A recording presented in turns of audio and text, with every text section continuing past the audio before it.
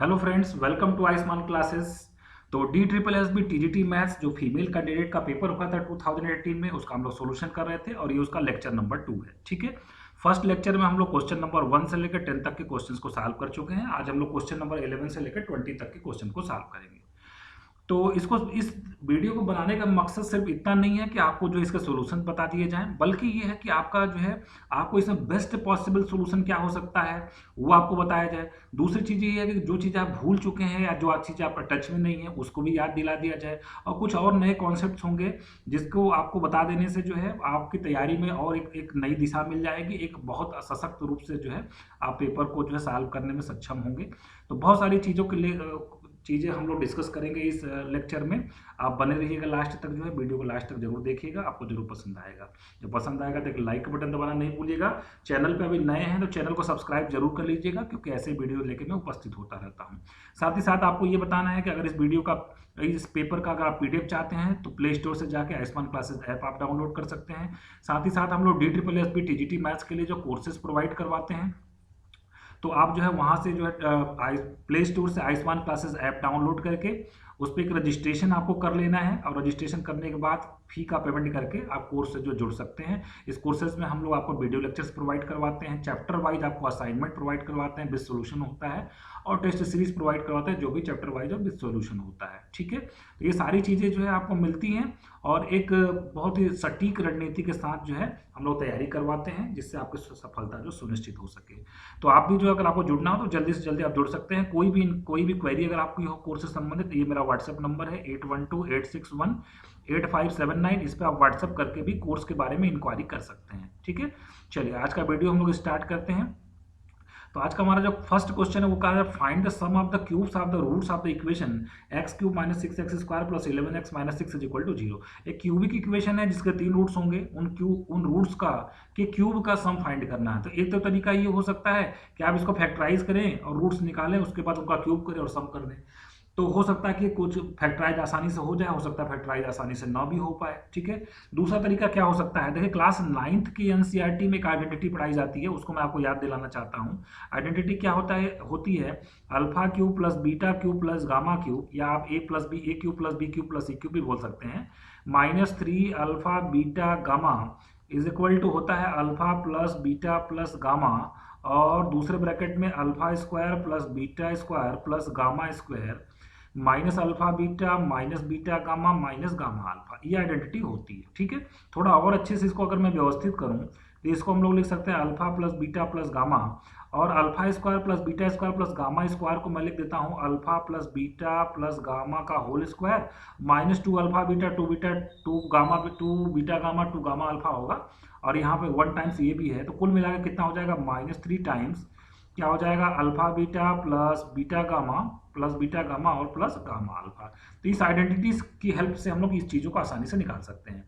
अब देखिए यहाँ से हम लोग क्यूबिक इक्वेशन के लिए क्या क्या चीज़ें लिख सकते हैं। Alpha plus beta plus gamma कितना होता है -b/a जो कि 6 आ जाएगा।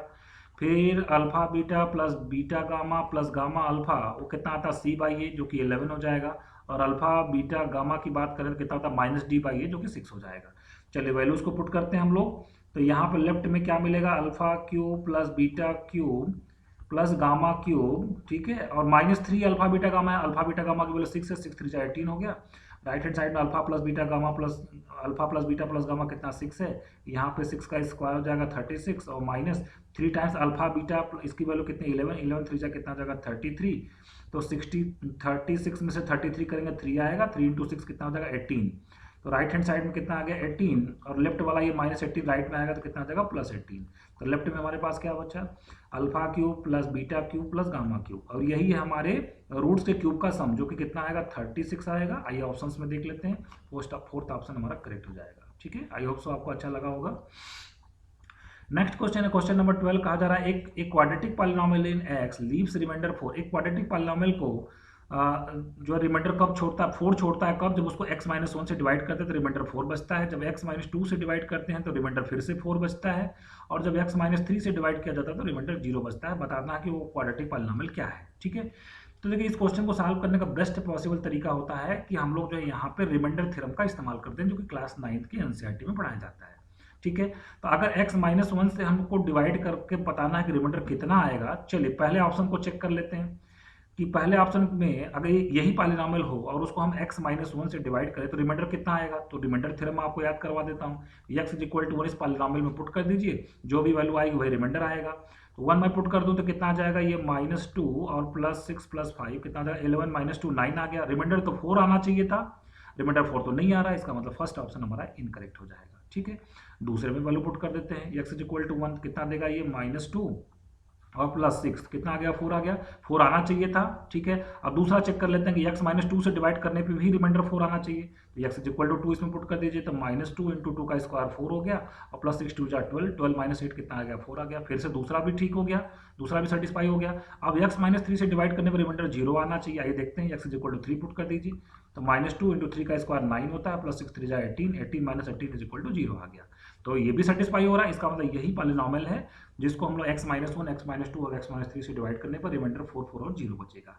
तो सेकंड ऑप्शन करेक्ट हो जाएगा, इसका मतलब थर्ड और फोर्थ इनकरेक्ट हो जाएंगे। चलिए आगे बढ़ते हैं, क्वेश्चन नंबर 13 की बात कर लेते हैं। If a is a whole number and p is a prime number then according to Fermat theorem. मतलब होता क्या है, कभी कभी एग्जाम में आपको फॉर्मेट थ्योरम याद होता है, कभी कभी नहीं याद होता है, तो कोई घबराने वाली बात नहीं। कहना p प्राइम नंबर है, चलिए p प्राइम नंबर है, p = मैं 3 ले लेता हूँ, आप कुछ भी ले सकते हैं, p = 3 ले लीजिए।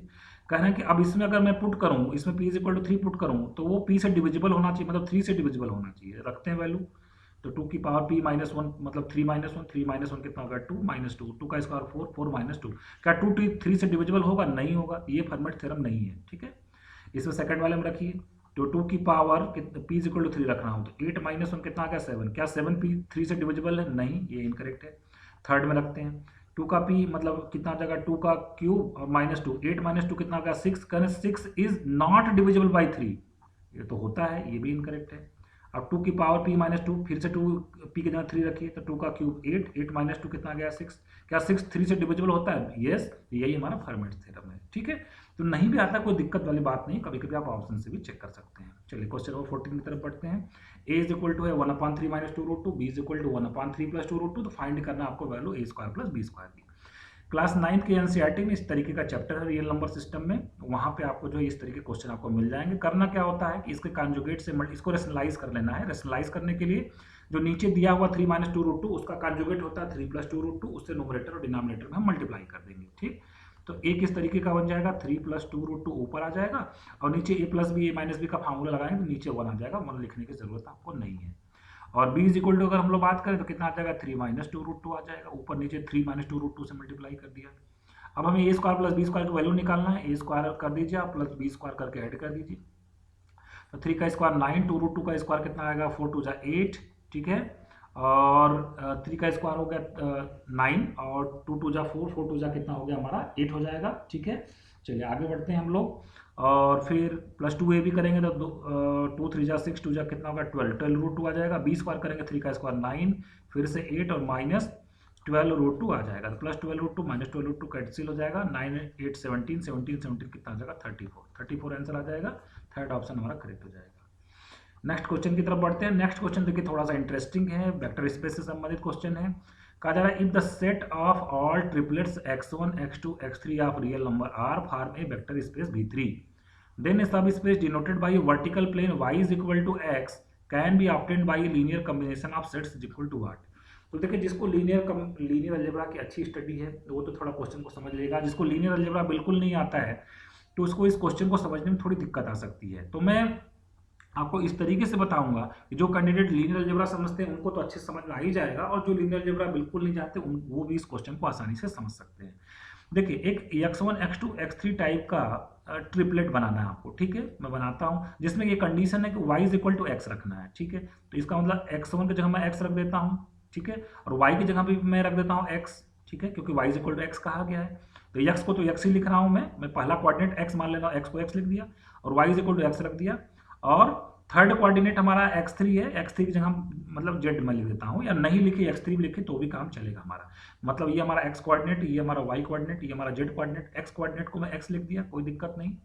y कोऑर्डिनेट को मैं क्या लिख दिया, यहाँ पे गिवन था y = x प्लेन था, ठीक है, तो मैं y की जगह पे x रख दिया और z कोऑर्डिनेट को मैं z लिख दिया। पूछ रहे हैं कि वो किससे जनरेट होगा, ये कौन सा जनरेट होगा। अब देखिए मैं ट्राई करता हूँ कि पहला ऑप्शन हमारा 1 1 0 और क्या है 0 0 1। देखते हैं कि इससे ये जनरेट हो पाएगा कि नहीं। मैं यहाँ पे x से मल्टीप्लाई कर देता हूँ, यहाँ पे z से मल्टीप्लाई करके ऐड कर देता हूँ। देखिए कितना आएगा, x को 1 में मल्टीप्लाई किया x आ गया, z को 0 मल्टीप्लाई किया 0, तो x प्लस 0 कितना आएगा x। देखिए पहला मैच कर गया। फिर x को 1 में मल्टीप्लाई किया x और z को मल्टीप्लाई किया 0 में, तो कितना आएगा 0, x प्लस 0, सेकंड क्वाड्रेंट में x आ गया। फिर x को 0 में मल्टीप्लाई किया 0 आ गया, फिर z को 1 में मल्टीप्लाई किया z आ गया, तो 0 प्लस z आ गया। देखिए फर्स्ट इससे जनरेट हो रहा है, ये इससे जनरेट हो रहा है। आप सोच रहे होंगे सर और किसी से भी तो हो सकता है, चलिए मैं देख लेता हूँ। सेकंड वाले को मैं लिख देता हूँ 1 0 1 और यहाँ पे मैं लिख देता हूँ 0 0 1। ठीक है, मैं यहाँ पे लिख देता हूँ x, यहाँ पे लिख देता हूँ z। करके देखिए तो x आएगा प्लस 0, पहला तो मैच कर गया, x आ गया। फिर यहाँ पे 0 और यहाँ पे 0, देखिए पहला तो मैच कर गया। यहाँ पे फिर 0 और सेकंड क्वाड्रेंट, यहाँ पे भी 0 प्लस 0 कितना आएगा 0, 0 नहीं आना चाहिए, x आना चाहिए। तो ये सेकंड से जनरेट नहीं हो पाएगा। इसी तरीके से आप चेक कर लीजिएगा, थर्ड फोर्थ से भी जनरेट नहीं होगा। बेस्ट तरीका इस क्वेश्चन को सॉल्व करने का। नेक्स्ट क्वेश्चन है कि आइलर 5 फंक्शन से संबंधित क्वेश्चन पूछा गया, नंबर थ्योरी से संबंधित है ये क्वेश्चन। पूछा जा रहा है आइलर 5 फंक्शन में आपको जो है फाई ऑफ 92 की वैल्यू निकालनी है। ठीक है, फाई ऑफ 92 की आपको वैल्यू निकालनी है। ठीक है, तो देखिए कुछ आइलर 5 फंक्शन की कुछ प्रॉपर्टीज उसको आप जान लीजिए। सबसे पहले ये फाई अगर पी पे किसी प्राइम नंबर पे ऑपरेट होता है तो p माइनस 1 देता है। फाई ऑफ p की पावर n, जहाँ पे p प्राइम नंबर है, कितना आता है p की पावर n माइनस p की पावर n माइनस 1। और तीसरी प्रॉपर्टी होती है फाई m इंटू n, दो नंबर के प्रोडक्ट पे ऑपरेट करवाते हैं, दोनों को प्राइम होने चाहिए, तो क्या कितना आता है phi m into phi n। ठीक है, यही दो विशेष प्रॉपर्टी है इसकी, यही तीन प्रॉपर्टी जिसके हेल्प से किसी भी नंबर की वैल्यू हम लोग निकाल सकते हैं। ठीक है, फाई ऑफ 92 निकालना है तो सबसे पहले हम 92 को प्राइम फैक्टर्स के फॉर्म में लिखेंगे, तो कितना आएगा 2 का स्क्वायर इंटू 23 आएगा। 92 को आप फैक्टराइज तो कर ही सकते हैं। अब दो नंबर का प्रोडक्ट आ गया, इसका मतलब थर्ड प्रॉपर्टी में लगाने जा रहा हूँ, तो मैं क्या लिखूंगा इसको फाई ऑफ 2 स्क्वायर इंटू क्या लिखूंगा फाई ऑफ 23 लिखूंगा। फाई ऑफ 2 स्क्वायर निकालने के लिए सेकंड प्रॉपर्टी हम लोग इस्तेमाल करेंगे, प्राइम नंबर की पावर मतलब n इज इक्वल टू 2 है तो रख दीजिए 2 की पावर 2 माइनस 2 की पावर 1 ये आ जाएगा। फाई 23 तो प्राइम नंबर है, फर्स्ट प्रॉपर्टी लगा देंगे, तो आंसर कितना आएगा p माइनस 1, मतलब 23 माइनस 1 का मतलब 22। यहाँ पे 4 माइनस 2 कितना हो गया 2, 2 इंटू 22, कुल मिला के आंसर कितना आ गया 44। ठीक है, तो फर्स्ट ऑप्शन आपका क्या हो जाएगा, करेक्ट हो जाएगा। चलिए आगे बढ़ते हैं। क्वेश्चन नंबर 17 फिर से नंबर थ्योरी से लिया गया है। कहा जा रहा है the number of ways in which 39,312 can be resolve into two factors which are prime to each other. कह रहे हैं कि 39312 को ऐसा कितना तरीका हो सकता है। ठीक है, 39312, ठीक है, ऐसे कितने तरीके हो सकते हैं, नंबर ऑफ वेज पूछा जा रहा है, कितने तरीके हो सकते हैं। इसको हम दो फैक्टर्स के फॉर्म में ब्रेक करें और दोनों कैसे होना चाहिए, which are prime to each other, मतलब ये दोनों कैसे होने चाहिए, प्राइम होने चाहिए। ठीक, तो देखिए इसका तरीका ये होता है कि 39312 कोई भी नंबर होगा, फिलहाल ये नंबर है, इसको आप फैक्टराइज करिए। इसको जब आप फैक्टराइज करेंगे तो मिलेगा 2 की पावर 4 इंटू 3 की पावर क्या मिलेगा 3 इंटू क्या मिलेगा 7 इंटू क्या मिलेगा 13। अब आपको देखना है कि इसमें कितने प्राइम नंबर, यहाँ पे नीचे जो ये आए हैं ना, पावर्स को भूल जाइए, पावर से हमें कोई मतलब नहीं। नीचे कोई बेस में देख ले कितने प्राइम नंबर, एक 2 है, एक कौन है 3 है, एक कौन है 7 है, एक कौन है 13 है। टोटल कितने मिले, 4 मिले। n की वैल्यू कितनी हो गई 4, और इसका फार्मूला होता है, इसका फार्मूला होता है 2 की पावर n माइनस 1। तो आप रख दीजिए 2 की पावर 4 माइनस 1 मतलब 3, 2 का क्यूब कितना हो जाएगा 8। तो 8 तरीका ऐसा है कि जिससे इसको हम लोग इसको हम लोग फैक्टराइज कर सकते हैं, दो फैक्टर्स लिख सकते हैं यहाँ पर जो कि दोनों कैसे होंगे, प्राइम टू ईच अदर। कौन सा ऑप्शन करेक्ट हो जाएगा, थर्ड ऑप्शन करेक्ट हो जाएगा। आई होप सो आपको क्वेश्चन क्लियर हो गया होगा। Which of the following is false पूछा जा रहा है, कौन सा गलत है आपको बताना। कहना √2 इज अ रेशनल नंबर, ये तो गलत बात है ना, तो यही पहला ऑप्शन हमारा करेक्ट होगा। आगे देख लेते हैं। करें every rational number is real number, ये तो सही है, लेकिन हमें सही वाला नहीं बताना है। करें सभी रेशनल नंबर रियल होते हैं, सही बात है, हमें सही तो नहीं बताना है। करें every integer is real number, ये भी सही बात है, सारे इंटीजर तो रियल नंबर होते ही हैं। Every rational number is real number, ये भी बात सही है, तो हमें सही नहीं बताना, हमें बताना कौन सा गलत है। तो √2 ये कह रहे रेशनल नंबर, ये गलत है, क्योंकि √2 क्या होता है, हमारा इरेशनल नंबर होता है। फर्स्ट ऑप्शन करेक्ट हो जाएगा। चलिए आगे बढ़ते हैं। अप्लाई चाइनीज रिमाइंडर थ्योरम, बहुत बार कैंडिडेट का आता है कमेंट कि सर चाइनीज रिमाइंडर थ्योरम पढ़ा दीजिए, क्योंकि ये समझ में नहीं आता है। x is congruent to 3 modulo 5, x is congruent to 5 modulo 7, then common solution is what. देखिए इसको अगर मैं डिटेल मेथड से लगाने जाऊंगा तो कम से कम 2-3 मिनट लग जाएगा। मैं एक आपको शॉर्टकट मेथड बता देता हूँ। देखिए यहाँ से मैं ऑप्शन से चेक करने जा रहा हूँ। x की वैल्यू में 33 यहाँ पे फर्स्ट में पुट कर देता हूँ। ठीक है, तो 33 इज कॉन्ग्रुएंट टू 3 मॉडुलो 5 होता है कि नहीं होता है, जरा चेक कर लीजिए आप।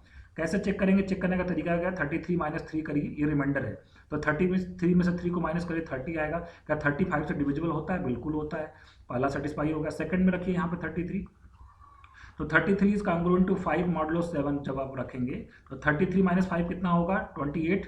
ठीक है, 28 क्या 7 से डिविजिबल होता है, बिल्कुल। सेकंड वाला भी सेटिस्फाई हो गया, मतलब यही आपका ऑप्शन है। अब बाकी क्यों नहीं होगा, एक और करके दिखा देता हूँ। 31 रखिए आप, तो 30 फर्स्ट में रखिए, 31 इज कॉन्ग्रुएंट 3 मॉडुलो 5। देखिए क्या सेटिस्फाई हो रहा है। 33 माइनस 31 माइनस 3 करेंगे तो 28 आएगा। क्या 28 5 से डिविजिबल होता है, नहीं होता है, ये सेटिस्फाई नहीं होगा। 27 को रख लीजिए, 27 को आप यहाँ पर रख लीजिए, सेकंड वाले में रख लीजिए, तो 27 इज कॉन्ग्रुएंट टू 5 मॉडुलो 7। ठीक है, तो 27 को जब में से आप 5 करेंगे तो 22 आएगा। क्या 22 7 से डिविजिबल होता है, नहीं होता, ये भी इनकरेक्ट होगा।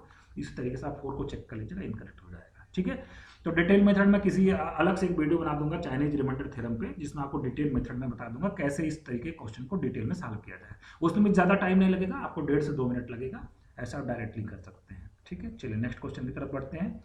आज का लास्ट क्वेश्चन है ये।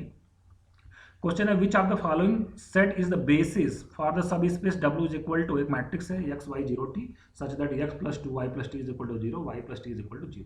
अब देखिए, अगर आपको लीनियर अलजेब्रा नहीं आता है तो मैं आपको एक आसान तरीका बता देता हूँ। ठीक है, शॉर्टकट मेथड में बता देता हूँ बहुत आसानी से। अगर आप नहीं भी समझते हैं कि लीनियर अलजेब्रा क्या होता है, वेक्टर स्पेस क्या नहीं मालूम, तब भी आप इस क्वेश्चन को सॉल्व कर सकते हैं। ठीक है, देखिए W is equal to, W में किस तरीके के एलिमेंट है, मैट्रिक्स, ये 2x2 के एक मैट्रिक्स है, जिसके एलिमेंट की खास बात क्या है, उसका ये कंडीशन सेटिस्फाई होता है। y plus t is equal to 0, मतलब y is equal to minus t. ठीक है, तो जहाँ पे y है, यहाँ पे y है, मैं वहाँ पे लिख देता हूँ माइनस टी। ठीक है, जहाँ पे x है वहाँ पे मैं देखता हूँ, ये सेकंड, यहाँ पे देखिए जरा, तो ये लिखा हुआ x और y को अभी आपने निकाला माइनस टी, तो यहाँ रख देंगे, तो माइनस 2t और plus t is equal to कितना है, 0 है। कितना मिलेगा, x minus t is equal to 0, तो x की वैल्यू कितनी आ गई, t आ गई। तो जहाँ पे x है वहाँ पे भी मैं t लिख देता हूँ, और ये 0 है और t है। देखिए ये सभी t में आ गया। ठीक है, तो अगर t को मैं यहाँ से कॉमन ले लूँ तो यहाँ पे क्या बचेगा, यहाँ पे बचेगा 1 माइनस 1 0 1, बस आंसर आ चुका। यही आपकी बेसिस है, इससे जनरेट हो जाएगा, ये सब स्पेस इससे जनरेट हो जाएगा। आइए ऑप्शन में देखते हैं, तो 1 माइनस 1 0 1 के साथ सेकंड ऑप्शन हमारा क्या हो जाएगा, करेक्ट हो जाएगा। तो फ्रेंड्स होप सो आपको अच्छा लगा होगा, पसंद आया होगा। अगर पसंद आया होगा तो एक लाइक का बटन दबाना नहीं भूलिएगा। मिलते हैं नेक्स्ट लेक्चर में फिर से नई नई चीज़ों को लेके। ठीक है, थैंक यू वेरी मच।